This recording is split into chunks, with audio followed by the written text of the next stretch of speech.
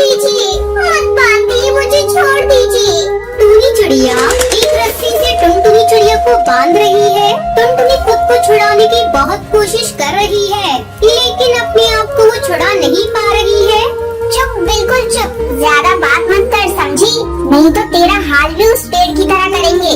ये बोलकर टूनी ने टुनटुनी चिड़िया को अच्छी तरह से बांध दिया और एक कुल्हाड़ी लेकर बगीचे में कटहल के पेड़ की ओर चली गई और कुल्हाड़ी से पेड़ काटने लगी। पेड़ काटने की आवाज सुनकर टुनटुनी तड़पने लगी, जैसे कि उस पेड़ के साथ उसका कोई रिश्ता हो, और जोर जोर से चिल्लाकर पेड़ काटने के लिए मना करने लगी और रोने लगी।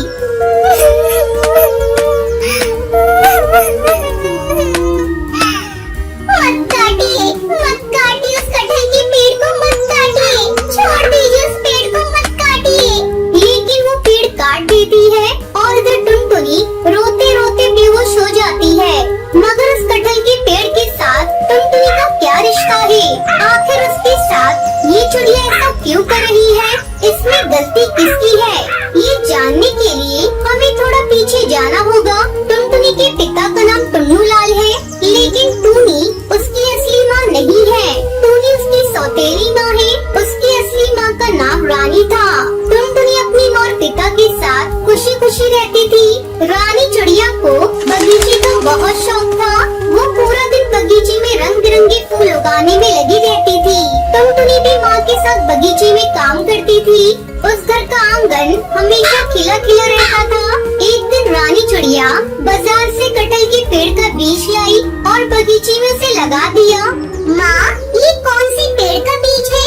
कटहल का बीज है बेटी। जब ये पेड़ बड़ा होगा तब इसमें बड़े बड़े कटहल पकेंगे, और अगर तब मैं नहीं रही तो तुझे इस पेड़ को देखकर मेरी याद आएगी। ऐसा मत कहिए माँ, आप हमेशा हमेशा के लिए मेरे साथ रहेंगी, वादा कीजिए। अच्छा बाबा, अच्छा, मैं वादा करती हूँ कि मैं हमेशा तेरे साथ रहूँगी। रानी चिड़िया टुनटुनी को गले लगा लेती है, लेकिन तभी उसका सर चकरा जाता है और वो बेहोश हो जाती है। माँ, क्या हुआ माँ? माँ, आंखें खोलो। तभी टुन्नू लाल वहाँ पर आता है और रानी चिड़िया को अस्पताल लेकर जाता है। वहाँ पता चलता है कि रानी को ब्रेन ट्यूमर है। वो ज्यादा दिन इस दुनिया में नहीं रह सकती है। ये सुनकर टुनटुनी बहुत रोती है। उसके कुछ दिन बाद रानी चिड़िया की तबीयत और भी खराब होने लगती है। एक दिन वो तड़प रही होती है और टुनटुनी उसके पास खड़ी होकर कहती है, माँ, आपने तो वादा किया था कि आप मुझे छोड़कर नहीं जाएंगी, तो फिर क्यों जा रही हो माँ? मुझे भी ले चलो अपने साथ माँ, मत जाओ माँ, मत जाओ। ये सुनकर रानी चिड़िया मुस्कुराती हुई कहती है, मैं अपना वादा पूरा करूँगी बेटी, जरूर पूरा करूँगी। ये बोलते हुए रानी चिड़िया की आंखें बंद हो जाती है और रानी चिड़िया चल बसती है। टुनटुनी फूट फूट कर रोती है, मगर टुन्नू लाल नहीं रोता। वो खुश है कि वो दूसरी शादी कर सकता है। रानी चिड़िया का अंतिम संस्कार किया जाता है और उसके ठीक 2 दिन बाद टुन्नू लाल दूसरी शादी करके टूनी चिड़िया को घर ले आता है। ये क्या पिताजी, माँ को गए हुए 2 दिन भी नहीं हुए और आपने दूसरी शादी कर ली? चुप रह समझी, मुझे तुझसे परमिशन लेकर कुछ करना पड़ेगा क्या? बाप रे, इतनी छोटी उम्र में इतनी बड़ी बड़ी बातें करती है तुम्हारी बेटी। इसे तो मैं अच्छे से सबक सिखाऊंगी। टुनटुनी को समझ आ जाता है कि अब इस घर में उसका जीना हराम होने वाला है। घर के आंगन में जो फूल थे वो मुरझा जाते हैं, पूरा बगीचा सूख जाता है। बस एक छोटा सा कटहल का पेड़ मिट्टी से निकलने लगता है और उसके बाद टुनटुनी के ऊपर सौतेली माँ टूनी का अत्याचार शुरू होता है और एक गलती होने पर टूनी चिड़िया टुनटुनी को बहुत मारती है। इतना भी नहीं सीखा धर्मचली, तेरी माँ ने कुछ नहीं सिखाया तुझे, ये ले। माँ बचाओ, बचाओ माँ। टुनटुनी चिल्लाती तो रहती है, मगर चिल्लाकर कोई फायदा नहीं होता। कुछ ही बार टुन्नू लाल बीमार पड़ जाता है और उसका देहांत हो जाता है। ऐसे ही दिन बीतने लगते हैं। ए टुनटुनी, जा मेरा जूता साफ कर दे, मुझे बाजार जाना है, जा जल्दी कर, तू इसी काम के लायक है। ये सब सुनकर टुनटुनी को बहुत बुरा लगता है, लेकिन वो करे भी तो क्या करे। वो चुपचाप टूनी के जूते साफ कर देती है और उसके बाद टूनी चिड़िया बहुत सारे बर्तन और कपड़े लाकर उसके सामने रख देती है और जल्द से जल्द साफ करने के लिए कहती है। इतने आती है और थोड़ा आराम लेने के लिए बगीचे में जाती है। वो कटहल का पेड़ अभी बहुत बड़ा हो गया है। टुनटुनी इसके नीचे बैठती और रोती रहती है। माँ, आप कहाँ चली गई माँ? आप अगर होती तो मुझे ये दिन नहीं देखना पड़ता माँ। तभी वहाँ पर रानी चिड़िया की आवाज सुनाई देती है। बेटी, मैं तो यहीं पर हूँ बेटी। टुनटुनी चौंक जाती है। वो इधर उधर देखने लगती है। तभी वो आवाज फिर से सुनाई देती है। बेटी, इधर उधर मत देख, मैं इस पेड़ में ही हूँ। मैंने तुझसे वादा किया था ना कि मैं तुझे छोड़कर कहीं भी नहीं जाऊंगी, इसलिए मेरी आत्मा इस पेड़ के अंदर ही समा गई है। मैं इतने दिन से सब कुछ देख रही हूँ। टुनटुनी पेड़ को जकड़ लेती है। माँ, माँ आप यहाँ हो, मेरी माँ। तू चिंता मत कर बेटी, आज से सब कुछ मैं कर दूंगी। जाकर देख, तेरा सारा काम खत्म हो गया है।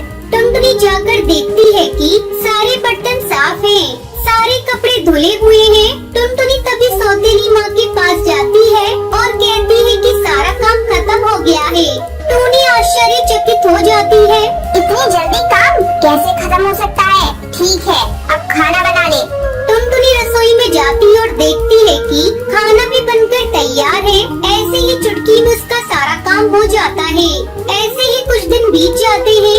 मैं कुछ दिन से देख रही हूँ, ये टुनटुनी सभी काम इतनी जल्दी से कैसे कर रही है? टूनी चिड़िया टुनटुनी का पीछा करती है और देखती है कि टुनटुनी उस कटहल के पेड़ के पास जाकर पेड़ के साथ बातें कर रही है। इधर बर्तन और कपड़े अपने आप साफ हो जा रही है। अच्छा, तो ये बात है। इसकी माँ तो सच में चुड़ैल निकली और ये पेड़ ही सारी समस्या की जड़ है ना। मैं आज ही इस पेड़ को काट दूंगी। ये बोलकर टूनी चिड़िया टुनटुनी को पकड़कर लाती है और टुनटुनी को रस्सी से बांधने लगती है।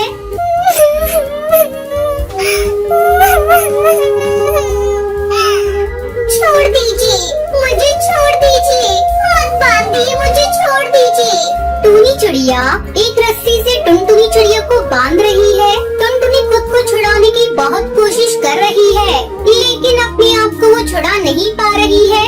चुप, बिल्कुल चुप, ज्यादा बात मत कर समझी, नहीं तो तेरा हाल भी उस पेड़ की तरह करेंगे। ये बोलकर टोनी ने टुनटुनी चिड़िया को अच्छी तरह से बांध दिया और एक कुल्हाड़ी लेकर बगीचे में कटहल के पेड़ की ओर चली गई और कुल्हाड़ी से पेड़ काटने लगी। पेड़ काटने की आवाज सुनकर टुनटुनी तड़पने लगी, जैसे कि उस पेड़ के साथ उसका कोई रिश्ता हो, और जोर जोर से चिल्लाकर पेड़ काटने के लिए मना करने लगी और रोने लगी। मत काटिए उस कटहल के पेड़ को, मत काटिए, छोड़ दीजिए उस पेड़ को, मत काटिए। लेकिन वो पेड़ काट देती है और इधर टुनटुनी रोते रोते बेहोश हो जाती है। पेड़ काटकर टूनी चिड़िया बहुत खुश होती है। उस पेड़ पर एक कटहल लगा हुआ था। टूनी उस कटहल को पेड़ से तोड़ती है और उस कटहल को काटती है। टुनटुनी को होश आ जाता है। टूनी कहती है, ये देख, तेरी माँ के लगाए हुए पेड़ को काट दिया। ये ले, तू भी इस कटहल से थोड़ा सा खा ले, इसके बाद तो तुझे और नहीं मिलेगा। टूनी टुनटुनी को थोड़ा सा कटहल खाने के लिए देती है।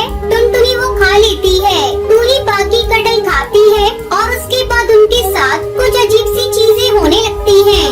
दोनों का सर घूमने लगता है और एक चमत्कार हो जाता है। किसी जादुई शक्ति से उसकी सौतेली माँ मर जाती है। तभी वहाँ रानी चिड़िया की आत्मा प्रकट होती है और कहती है, ये अंदर से जहरीली थी, इसलिए कटहल इसके लिए जहर बन गया। और मेरी बेटी, तुम अंदर से खूबसूरत हो, इसलिए तुम खूबसूरत हो गई।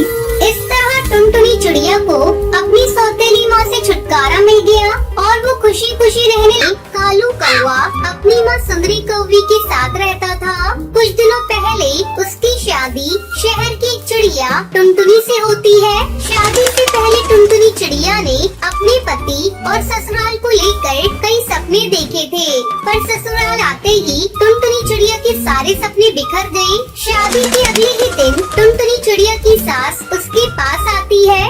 बहू, आज तुम्हारी पहली रसोई है, जाकर किचन में कुछ मीठा बना ले, तब तक मैं और कालू तैयार होकर आते हैं। टुनटुनी चिड़िया किचन में जाती है।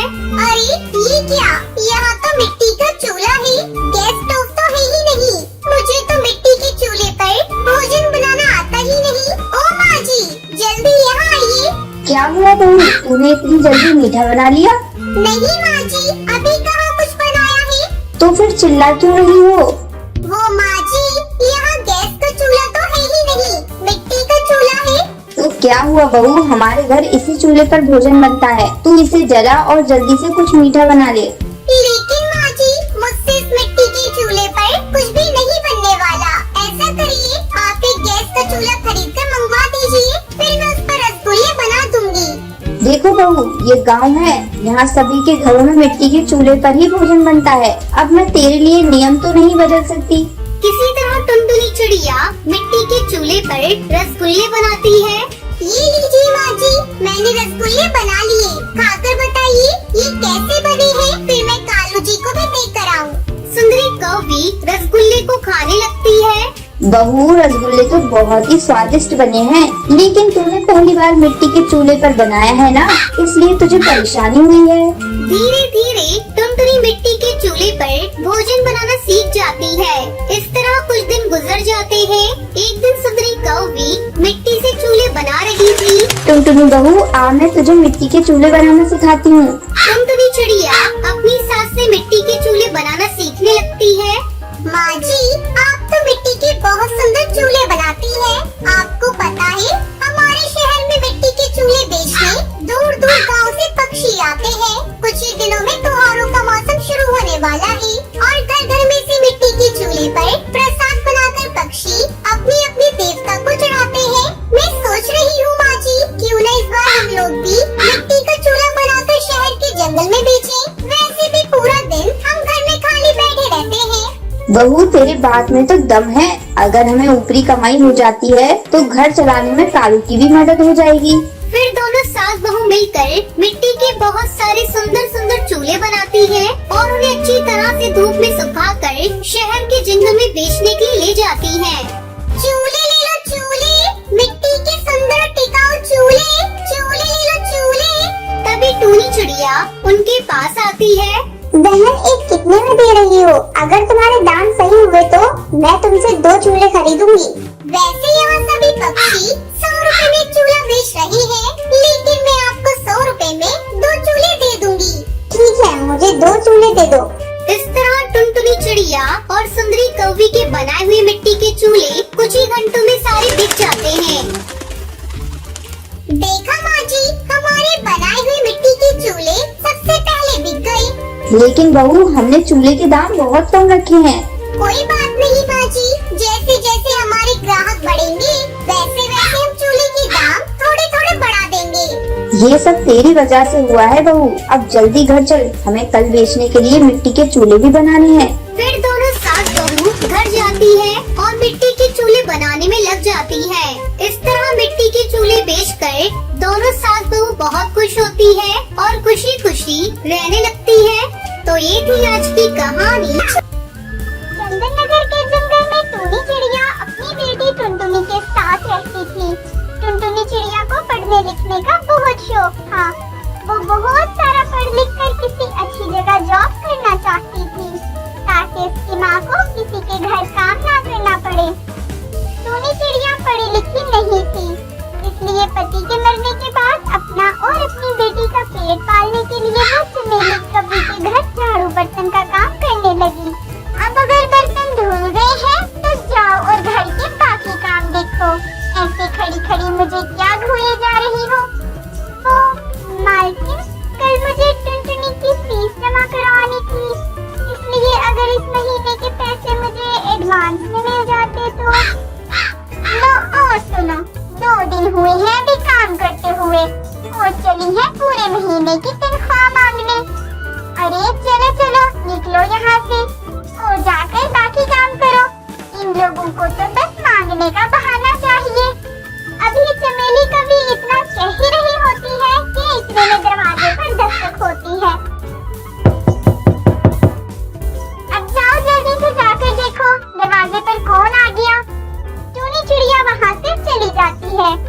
बेटा, मैं बहुत दूर के जंगल से आया हूँ, मुझे बहुत भूख लगी है, क्या मुझे खाने को कुछ मिलेगा?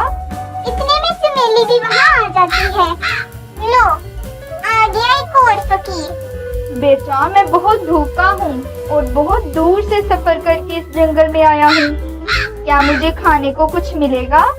हाँ चिड़िया है ना, तुम मक्खरू को खाना खिलाते रहे। चलो टूनी चिड़िया, तुम जाकर अपना काम करो, और तुम बाबा, तुम भी जाओ यहाँ से। हमारे यहाँ से तुम्हें कुछ खाने को नहीं मिलेगा। ये कैसे चमेली घर के अंदर चली जाती है? टूनी चिड़िया बहुत दुखी हो जाती है। वो एक हमदर्द चिड़िया थी। गरीब होने के बावजूद वो सबकी मदद करती। ऐसे ही शाम हो जाती है और टूनी चिड़िया घर वापस आ जाती है। घर आकर भी टूनी के मन में उसी भूखे मुसाफिर परिंदे का ख्याल था। थोड़ी देर बाद जब टूनी और टुनटुनी खाना खाने बैठती है तो दरवाजे पर दस्तक होती है। टूनी दरवाजा खोलती है। अरे बाबा, आप? क्या आपको अभी तक खाना नहीं मिला? नहीं बेटा, सुबह से शाम हो गई इस जंगल में भटकते, लेकिन किसी ने मेरी मदद नहीं की। क्या तुम्हारे यहाँ से कुछ खाने को मिलेगा? हाँ हाँ बाबा, क्यों नहीं, आप अंदर आ जाए। टूनी उल्लू बाबा को घर के अंदर ले आती है और अपने हिस्से का खाना उल्लू बाबा को दे देती है। ये ले उल्लू बाबा, और पेट भरकर खाना खाएं। उल्लू पेट भरकर खाना खाता है और फिर टूनी को आम देते हुए कहता है, ये लो बेटा, ये आम मेरी तरफ से तोहफा समझकर रख लो। मैं ये आम इस जंगल में उस परिंदे के लिए लाया था जो मुझे खाना खिलाता, और इस पूरे जंगल में बस तुमने ही इस भूखे मुसाफिर को खाना खिलाया है। इस आम को खाकर इसकी घुटली मत फेंकना, बल्कि उसे जमीन में गाड़ देना और फिर देखना कि क्या होता है। टूनी को उल्लू बाबा की बातें सही से समझ नहीं आ रही थी, फिर भी वो आम रख लेती है। अगले दिन वो आम खाकर गुठली जमीन में गाड़ देती है और पानी देकर घर आ जाती है। माँ, जब वो आम का पेड़ बड़ा होगा तो इस पर कितने मीठे मीठे आम लगेंगे ना माँ। मुझे आम खाना बहुत पसंद है। मैं तो रोज ढेर सारे आम खाया करूँगी माँ। ठीक है ठीक है, अभी तो हमने बीज जमीन में गाड़ा है, इससे पौधा निकलने और फिर पेड़ बनने में तो बहुत वक्त लगेगा। तब तक हमें रोजाना पेड़ को पानी देना होगा और उसकी देखभाल भी करना होगी। ठीक है माँ, कल से मैं भी तुम्हारे साथ चलूंगी। फिर वो दोनों सो जाती हैं।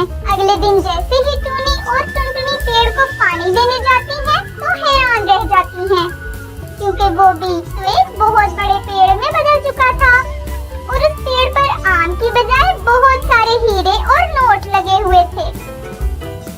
अब समझ में आया उल्लू बाबा क्या कह रहे थे। ये आम तो इस जंगल के परिंदों के लिए एक इम्तिहान था, जिसका इनाम हमारे हिस्से में आया। टूनी और टुनटुनी मिलकर वो सारे हीरे और नोट उतार लेती हैं। अब टूनी बहुत अमीर हो जाती है। वो एक बड़ा सा घर खरीद लेती है। अब पहले से भी ज्यादा गरीब परिंदों की मदद करने लगती है और वो दोनों माँ बेटी खुशी खुशी जिंदगी गुजारने लगती हैं।